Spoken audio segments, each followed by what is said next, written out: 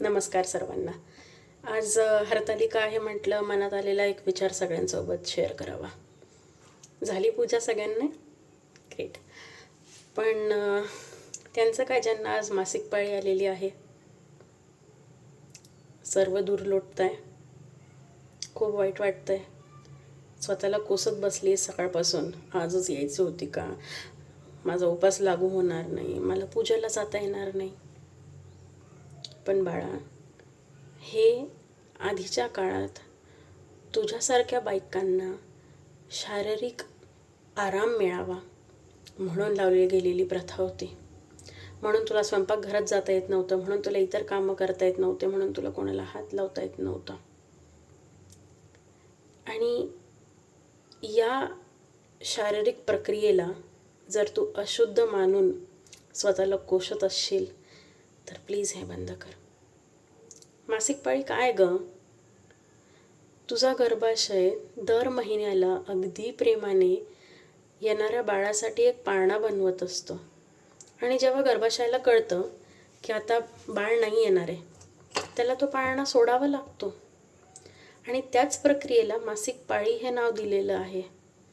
तर मला तूच सांग अगदी मनापासून, तुला खरंच ही प्रक्रिया अशुद्ध वाटते?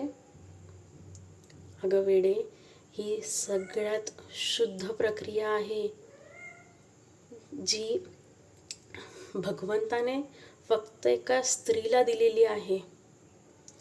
तू विचार कर ना, ज्या शिवभगवानला आज तुला पूजायचं होतं तो अर्धनारीश्वर आहे, म्हणजे अर्धा शिव आणि अर्धी शक्ती. ज्या शिवामध्ये अर्धी शक्ती आहे त्याच शिवाने तुला ही प्रक्रिया दिलेली आहे.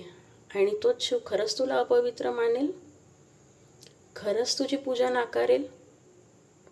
शिवभगवानला भोळे बाबा सुद्धा म्हटलेलं आहे. का बरं माहिती आहे? कारण की तो व्यक्तीचं शरीर नाही बघत, भक्तांचं फक्त मन बघतो. मासिक पाळीत जेव्हा पण आपण प्रार्थना करतो तेव्हा ती आपली प्रार्थना फक्त भक्तिभावाने नसते, तर त्यात गर्भाशयाचं दुःख, ताकद आणि समर्पण मिसळलेलं असतं. आणि हेच खरं अर्पण असतं. चला सर्व मिळून मासिक पाळीकडे लाज म्हणून पाहणं थांबवूया. कारण की जेव्हा तू स्वतः त्याला लाज म्हणून पाहणं थांबवशील तेव्हा तुझा नवरा, तेव्हा तुझी मुलं आणि तुझं पूर्ण कुटुंब तुला पवित्र मानेल. त्या 5 दिवशी तुला पवित्र मानेल. मासिक पाळी ही अशुद्धी नाही, ती म्हणजे शक्तीचं स्वरूप आहे. हे कायम लक्षात ठेव. थँक्यू.